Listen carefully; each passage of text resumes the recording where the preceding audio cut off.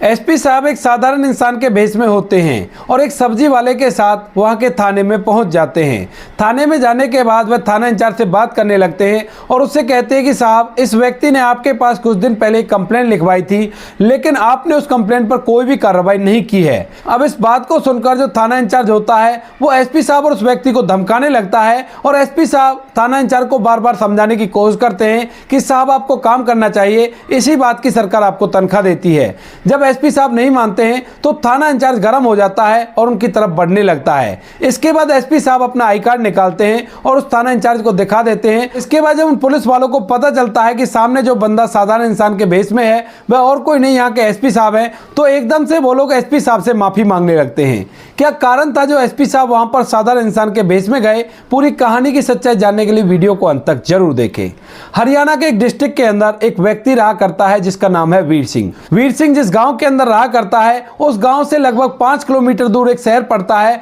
और उस शहर के बस स्टैंड पर सब्जियों का काम किया करता है। वीर सिंह के घर में उसकी 3 बेटियां हैं, उसको एक भी बेटा नहीं है और वह उनको ही पढ़ा लिखा कर बड़ा कर रहा है। बड़ी बेटी का नाम कल्पना होता है और कल्पना फिलहाल कॉलेज में पढ़ रही है। 2 छोटी जो बेटी हैं वो फिलहाल स्कूल में पढ़ रही हैं और कल्पना का एडमिशन अभी अभी उसने कॉलेज में करवाया है। इसके बाद जब कल्पना कॉलेज जाने लगती है तो कॉलेज जाने के लगभग 6 महीने बाद अचानक से कल्पना को कुछ लड़के छेड़ने लगते हैं और उसको परेशान करने लगते हैं। स्टार्टिंग में तो जो कल्पना होती है इन सब बातों को नेगलेक्ट करती है और सोचती है कि 2-4 दिन ऐसे बोलेंगे और उसके बाद दूर हट जाएंगे, लेकिन धीरे धीरे उन लड़कों का टॉर्चर और भी ज्यादा बढ़ गया था क्योंकि वह लड़के कभी कल्पना के साथ स्कूल में पढ़े थे और इसी वजह से वह सोच रहे थे कि इसको तो हम पहले से ही जानते हैं तो ये हमारा भला क्या कर लेगी। कल्पना भी उन लड़कों को जानती थी लेकिन फिर भी वो उनको इग्नोर करके निकलती रहती है क्योंकि वह नहीं चाहती कि उसके पिता को उसकी वजह से कोई भी परेशानी झेलनी पड़े, क्योंकि उसके पिता मेहनत किया करते हैं और मेहनत करने के बाद अपनी बेटी को पढ़ा लिखा रहे हैं।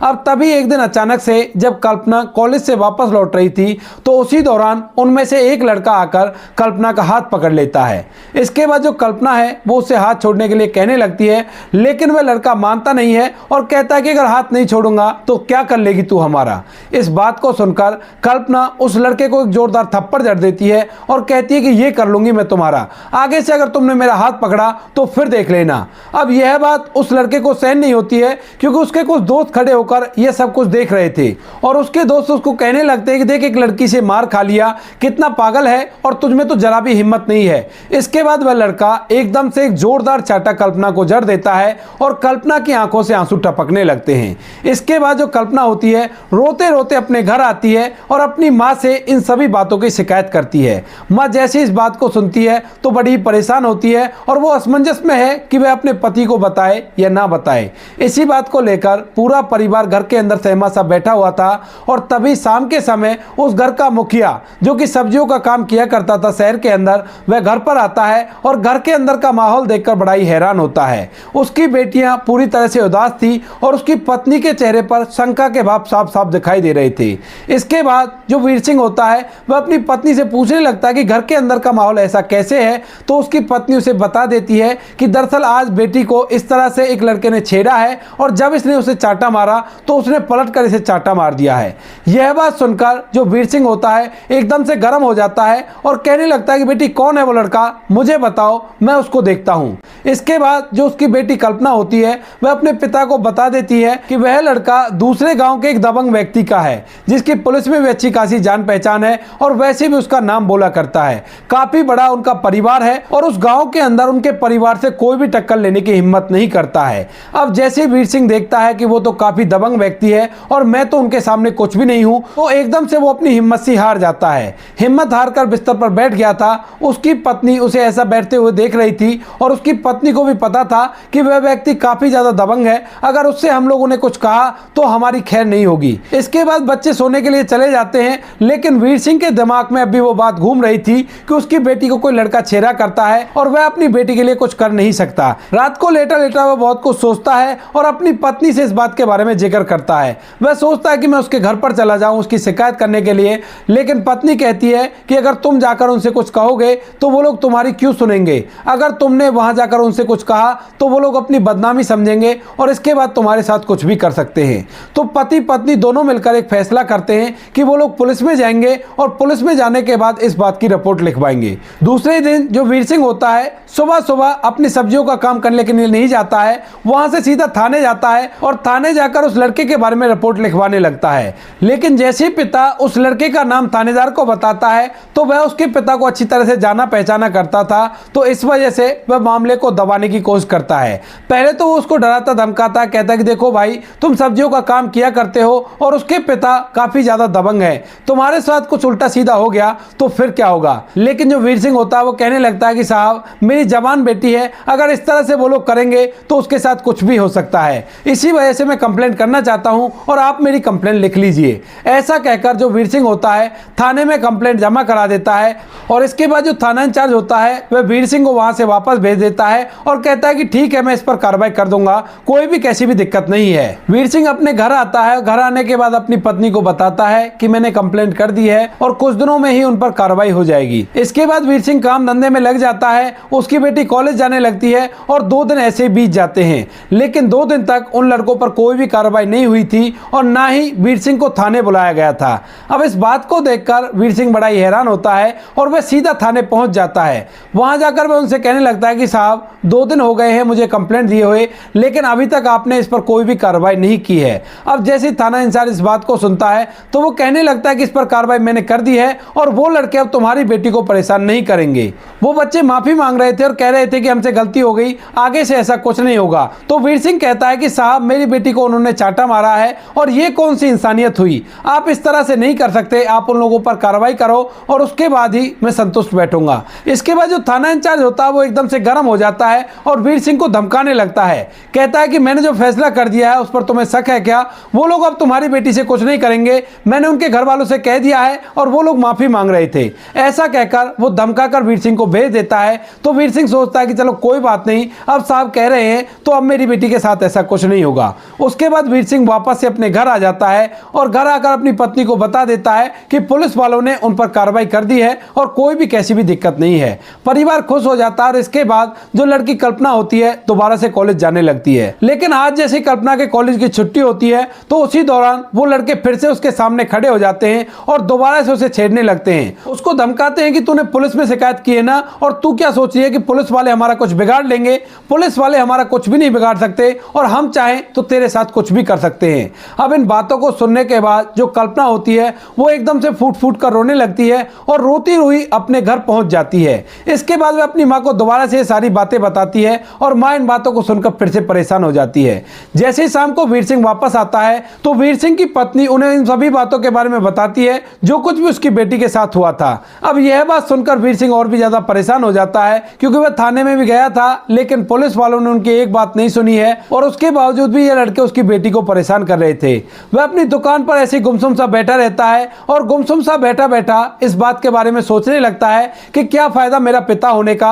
जब मैं अपनी बेटी को सुरक्षा प्रदान नहीं कर पाया। इसके बाद उसके दिमाग में ढेर सारे गलत तरह के विचार चलने लगते हैं। तो तभी उसके साइड में ही रेहड़ी लगाने वाला एक व्यक्ति उसके पास आता है और उससे कहने लगता है कि भाई वीर सिंह 2-3 दिन से देख रहा हूं तू काफी ज्यादा परेशान है, आखिर क्या समस्या है तुम्हें। तो उसके बाद जो वीर सिंह होता है अपनी पूरी समस्या के बारे में उस व्यक्ति को बता देता है और कहता है कि यार मेरी समझ में नहीं आ रहा कि मुझे क्या करना चाहिए, मैं तो सोच रहा हूं कि खुद से ही कुछ ना कुछ किया जाए ताकि मैं उन बच्चों को सबक सिखा सकूं, लेकिन फिर डर लगता है कि अगर मैं ऐसा करूंगा तो मुझे सजा हो जाएगी और उसके बाद मेरे परिवार का क्या होगा। इसके बाद वह रेडी वाला भी थोड़ी देर तक असमंजस में पड़ा रहता है। फिर उसके बाद कहने लगता है कि यार अगर ऐसी बात है तो तुझे यहाँ के एसपी साहब के पास जाना चाहिए क्योंकि थाना इंचार्ज उसके सामने कुछ भी नहीं है, अगर वो चाहें तो तुझे इंसाफ भी दिला सकते हैं और तेरी बेटी को वो दोबारा से परेशान भी नहीं करेंगे। इस बात को सुनकर वीर सिंह उससे कहने लगता है कि सच में ऐसे अफसर होते हैं। तो वो कहता है कि हाँ सच में ऐसे अफसर होते हैं और तुम चिंता मत करो, कल मैं तुम्हारे साथ चलूंगा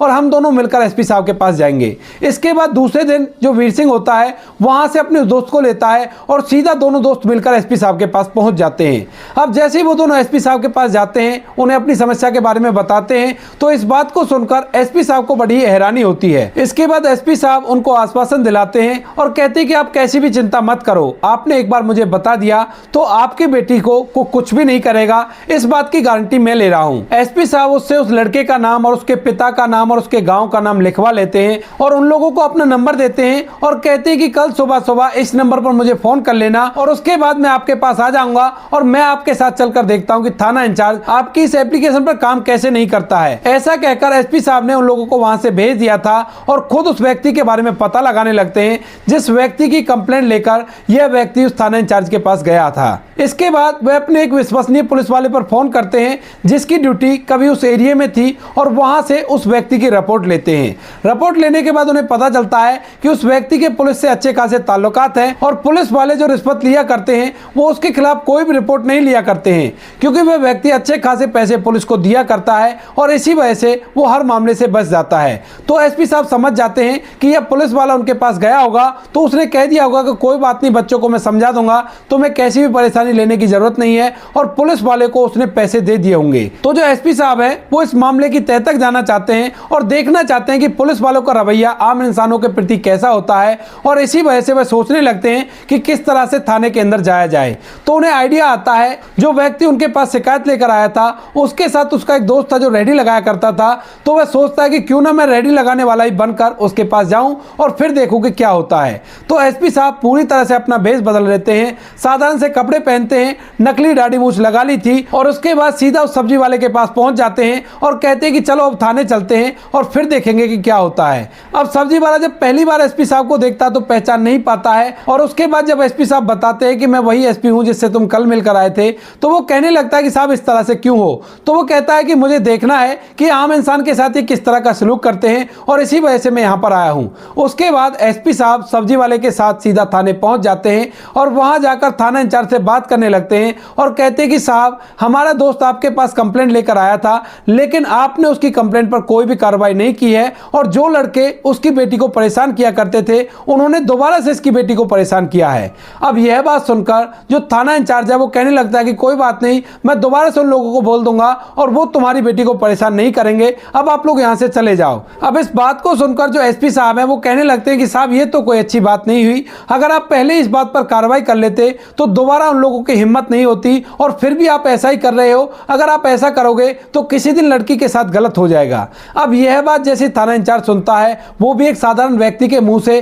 तो एकदम से गर्म होने लगता है और कहता है कि तुम होते कौन हो मुझे कानून सिखाने वाले, इसी तरह से काम हुआ करता है, अब तुम्हारी लड़की के ऊपर उस मासूम बच्चे को जेल में बंद कर दूं, क्या तुम लोग यही चाहते हो। तो वो कहने लगता है कि साहब मैं ये तो नहीं कह रहा कि उसको जेल में बंद कर दो, लेकिन आप उसको अच्छी तरह से पूछताछ कर सकते हो और उसके बाद इस चीज का पता लगा सकते हो कि सच में हम लोग सही हैं और वो गलत है। और वैसे भी सरकार आपको इसी चीज की तनख्वाह देती है। अब जैसे थाना इंचार्ज इस बात को सुनता है कि यह व्यक्ति उसे बता रहा है कि सरकार उसे किस बात की तनख्वाह देती है, तो एकदम से गर्म हो जाता है और उसे धमकाने लगता है। कहता है कि तुम्हारी भलाई इसी में होगी, तुम यहां से उल्टे पांव चले जाओ वरना तुम दोनों को हवालात में डाल दूंगा और फिर देख लेना कि सरकार हमें किस बात की तनख्वाह देती है। अब इस बात को सुनकर एसपी साहब थोड़ा सा नाराज हो जाते हैं और वो उससे कहने लगते हैं कि ये तो कोई अच्छी बात नहीं हुई, अगर आप ऐसा करोगे तो हम आपकी शिकायत ऊपर कर देंगे एसपी साहब के पास और फिर देखना तुम्हारे साथ क्या होता है। अब जैसे ही थाना इंचार्ज सुनता है कि वो आगे शिकायत करने की बात करता है तो एकदम से वो टेबल में हाथ मारते हुए खड़ा होता है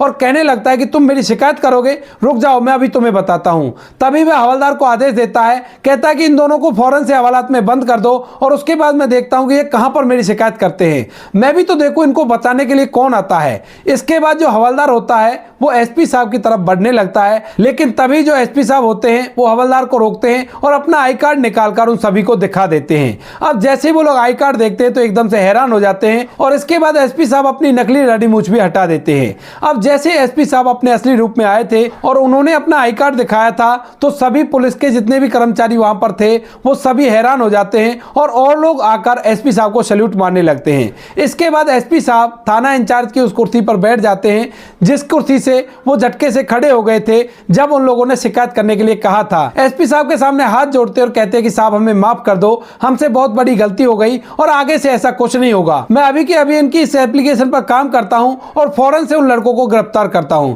लेकिन तभी एसपी साहब उसको रोकते हैं और कहते हैं कि नहीं नहीं, आपको कष्ट लेने की जरूरत नहीं है, इसी काम को करने के लिए तो मैं यहां पर आया हूं, आप चिंता मत करो, मैं अपने आप से इस काम को कर लूंगा। आप तो केवल ये बताओ कि कितने पैसे दिए हैं उसने जिस वजह से तुम उनकी तरफदारी कर रहे हो। इसके बाद जो थाना इंचार्ज होता है वह मना करने लगता है कि साहब एक भी पैसा नहीं लिया, ऐसी कोई भी बात नहीं है। लेकिन जो एसपी साहब होते हैं उस पर कार्रवाई बैठाते हैं और अच्छी तरह से उसकी जांच पड़ताल करवाई जाती है। एसपी साहब ने सबसे पहले तो उसे सस्पेंड किया और उसके बाद उस पर कार्रवाई की गई। कोर्ट की कार्रवाई के दौरान उसको दोषी पाया जाता है और उस पर जुर्माना भी लगाया जाता है, यहां तक कि उसकी ड्यूटी भी छूट जाती है। इधर जो वे लड़के थे, जो दबंग व्यक्ति के लड़के थे, उन लोगों पर भी एसपी साहब खुद से कार्रवाई करवाते हैं और कार्रवाई करवाने के बाद उन लोगों को उचित सजा दी जाती है। अब जब यह बात पूरे डिस्ट्रिक्ट में पता चलती है कि एसपी साहब ने इस तरह से काम किया है, तो सभी पुलिस थानों के पुलिस वाले जो होते हैं वो चौकन्ने हो जाते हैं और ऐसा करने से परहेज करने लगते हैं। वो लोग सोचते हैं कि एसपी साहब किसी भी वेश में कहीं से भी आ सकते हैं, तो हम लोगों को चौकन्ना रहना चाहिए ताकि ऐसा ना हो सके जैसा उस थाने इंचार्ज के साथ हुआ था। इसके बाद जो कल्पना का पिता होता है, सब्जी वाला, वह उनका बहुत बहुत धन्यवाद करता है और कहता है कि साहब आपकी वजह से आज मेरी बेटी सुरक्षित है। तो दोस्तों ये थी एक एसपी साहब की कहानी। आपको जैसी भी लगी कमेंट सेक्शन में बता देना। वीडियो अच्छी लगे तो वीडियो को लाइक और चैनल को सब्सक्राइब जरूर करें ताकि हमें थोड़ा सा हौसला मिले आप लोगों के लिए ऐसे अच्छे वीडियो बनाने के लिए। इन कहानियों को सुनाने का उद्देश्य किसी को परेशान करना बिल्कुल भी नहीं है। यह कहानी आपको इसलिए सुनाई जाती है ताकि आप लोग इन कहानियों में से कुछ ना कुछ सीख सको और अपने जीवन में उस चीज को अप्लाई कर सको। मिलते हैं किसी नेक्स्ट वीडियो नए टॉपिक के साथ, तब तक के लिए जय हिंद, जय भारत, जय हिंदुस्तान।